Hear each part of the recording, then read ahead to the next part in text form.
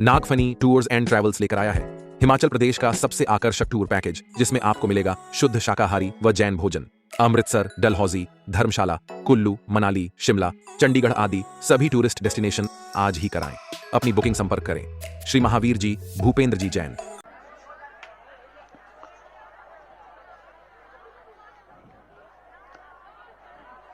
कोई भी निमित्त जब किसी उपादान को आनंदित कर देता है तो उस निमित्त तो भागता है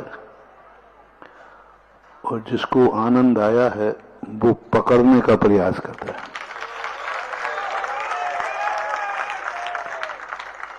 मैं सागर से जैसे तैसे भागा, हाँ, कानूनन हक के दिवाली तक का था, और दिवाली के बाद कितने महीने लगा दिए, हाँ, और लगा दिए, 2 चतुर्मास जैसे हो गए। तो मैं सागर का ऐसा माहौल था कि वहां से मैं निकला नहीं हूं, सुबह सुबह जल्दी दौड़ के भागा हूं। जैसे अयोध्या वालों के लिए रामचंद्र जी जब निकलने लगे तो अयोध्या वासी पीछे छोड़े ही नहीं। तो रामचंद्र ने कहा, अच्छा ठीक है, तुम नहीं छोड़ते हो तो लो, हम भी नहीं जाते। और सब ने नदी के किनारे पड़ाव डाल दिया, सब घर्राटे लेके सो गए। और तो मुझे भी यही भाव आया कि सागर वाले वैसे राजी खुशी तो छोड़ने वाले है नहीं। एक दिन किसी ने प्रश्न किया था कि आप जैसे आपकी सागर में आगमनी हुई वैसे ही आप कह के जाते तो विदाई करते। मैंने कहा ये हो ही नहीं सकता था, क्योंकि आगवानी में जो चेहरे हंसते हुए थे वे विदाई में मैं रोते हुए देख ही नहीं पाता। और कोई भी, अभी हमारे यहाँ एक ब्रह्मचारी जी राहतगढ़ से हुए तो उनके परिवार के लोग कहते, महाराज जी हमें और कोई विकल्प नहीं है। उन्हें क्या विकल्प है? बस वो हमसे कह के जाता। तो हमने कहा भैया वो 1 साल से कह रहा हो, वो कई दिनों से कह रहा है, तुम तो हर साल बढ़ाते जाते थे और बढ़ाते जाने के कारण से फिर मुमुक्षु तो मुमुक्षु होता है। उसने सोचा अब कहने से मामला नहीं सुलटेगा, अब जाने से मामला सुलटेगा। वस्तुतः हमारे आचार्य श्री कहा करते थे कि जहां तुम बैठे हो वहां उत्साह हो जाना कोई बड़ी बात नहीं है, लेकिन तुम्हारे के उठने के बाद फिर भी लोगों में उत्साह बना रहे, यह बहुत बड़ी बात है।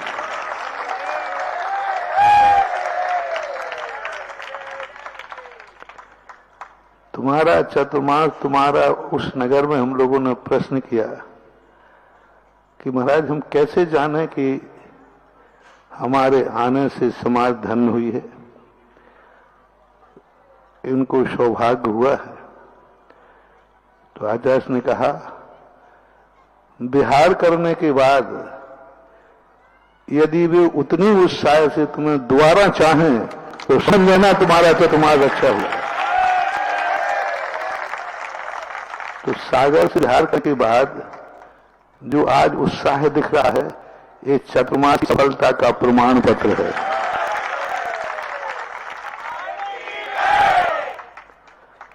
पता क्यों लोग कहते महाराज जी आप इतना ठोकते हो, इतना पीटते हो, उसके बावजूद भी लोग आप पीछे क्यों पड़े रहते? तो हमने कहा कि हमारे भक्तों में यदि 2-4 महीने में पीठ पर नहीं पड़े तो उनकी पीठ में खुजली चलती है, क्योंकि प्यार की जो थप्पी होती है ना, वो थप्पड़ भी थप्पी लगती है।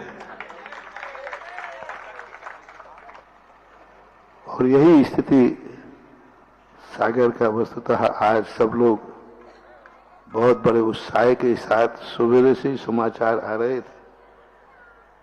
और अब आखिर क्या रिकॉर्ड बनाना चाहते तुम लोग?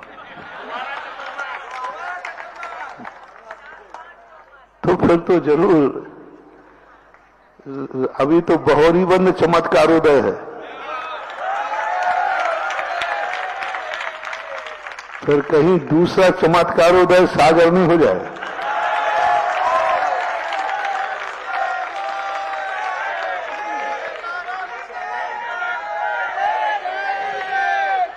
जिसका गुरु चमत्कारोदय हो तो जहां जहां जाएगा वहां चमत्कार चमत्कार ही होगा। और ये सागर है, कुछ भी हो सकता है।